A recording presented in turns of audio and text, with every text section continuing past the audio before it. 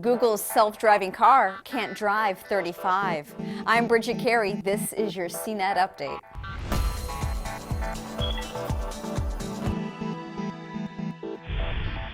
Even robot cars have to deal with the police sometimes. Google's self-driving car was pulled over by a police officer for driving too slow.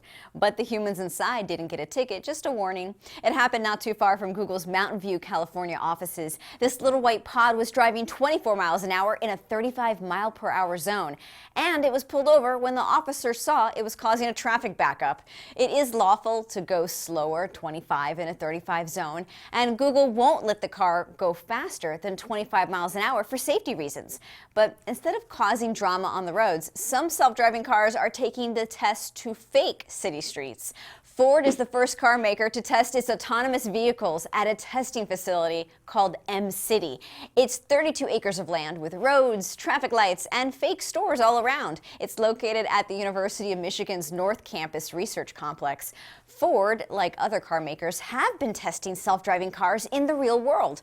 But a campus like this lets engineers really refine the small stuff by repeating specific tests exactly the same in controlled environments. Ford is putting in $1 million toward the M-City.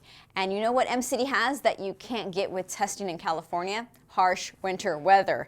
Yeah, that'll be the hardest test yet.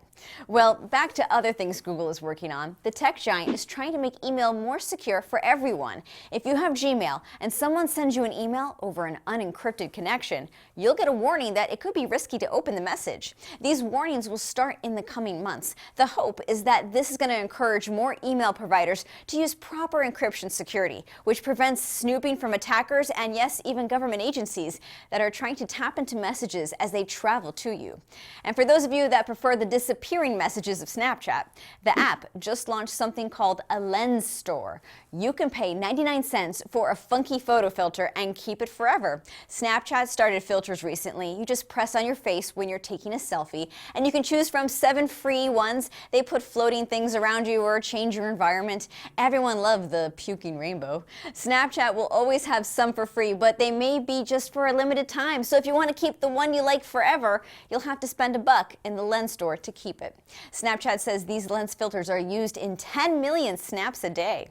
Meanwhile, Facebook continues to try to copy the success of Snapchat. The network is experimenting with messages that self-destruct after a set time, but the tests are just in France right now. That's it for this Tech News Update, and there's more at CNET.com. From our studios in New York, I'm Bridget Carey.